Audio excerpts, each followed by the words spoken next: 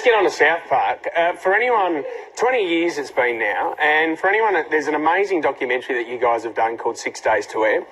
And funny enough, it actually followed you guys after your premiere of Book of Mormon back in 2011 on Broadway.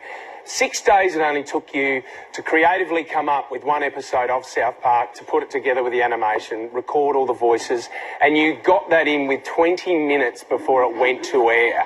I mean, what is it now? I mean, you did that documentary a while ago. How long does it take you now to do one episode of South Park? 20 minutes to spare is pretty good. It's so irresponsible. When you say it, I just feel so irresponsible. Because the thing that happens, so Thursday morning we show up, and that's when it's like, okay, we have a show on Wednesday. It's really like kind of a Saturday Night Live schedule, where it's like, we've got a show airing on Wednesday, so we show up Thursday morning, we're like, what should we do a show about? And we're like, 6 whole days. well, it's only Thursday, let's go home and relax. It's like, so every week we do Friday, that. and we're like, oh, it's only Friday, so yeah, it's pretty irresponsible. Well, so you need that kind of deadline in order to be productive. Deadlines are inspirational. So how did you write a musical? Because it's not... It was hard to switch to a new kind of creative process. We had good partners and people who showed us how to do it, but it's totally different. That took us 7 years. But it was still the same. It was like taking those 6 days and spreading them out over 7 years. But it still came down to the first 5 years of going, oh, we've got 5 years. And then getting down to the end going, oh, God, there's a marquee up on Broadway. Like, we better write this. Yeah. You guys are super ballsy. Some of the stuff you've put on screen and on stage, do you embrace the controversy? Do you enjoy it, or do you sometimes kind of shudder a little bit from it? We never set out to be controversial or offensive. Like we said, we just are offensive, and we just but we're always, like, time after time, we're like, oh, of course we got into another problem. Like, of course we did that. We didn't even mean to, but we never set out to do that. We just end up there. Is there one that you felt particularly bad about, or...? No. What's the best reaction that you've got from a celebrity?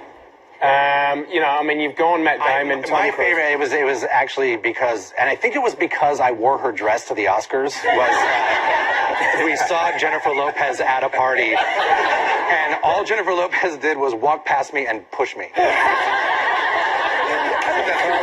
think that's pretty cool. Is there any celeb that you haven't gone at because you respect them too much? Each other. Yeah. Just Trey. I would never make fun of Trey. It's not cool. It's not cool. Have you ever dropped anything because even you decided it was too offensive? No. I don't know. We always try to find a way, if it's funny, to make it work. If you do it right, you can make it work if it's smart. But we're just never sitting there going, talking about the offensive part. Yeah, right. The show airs and it's like, oh, this was really offensive. We're like, oh, it was? Oh. Kenny's based on a real life person. I understand. How does that real life Kenny feel about He was named after one of your friends, wasn't he? Yeah, I grew up with Kyle and Kenny, and the thing is that all the characters in the show are based on a mission of a lot of different people, and like I had, the worst one is, and he could so sue us, because I had a counselor, Mr. Lackey, and it was the first time I started doing voices, because he'd walk down the hallways and go, how's it going today, boys? And we'd all go, fine, Mr. Lackey, how you doing? We were all doing his voice back to him, What about Mr. Hanky the Christmas Pooh? Is that based on a real person? Yes. We do know him. Yeah. He definitely could sue us. Do you have any idea how it's all going to end? We've been thinking we're just going to get run out of town at some point, but we thought that for 20 years.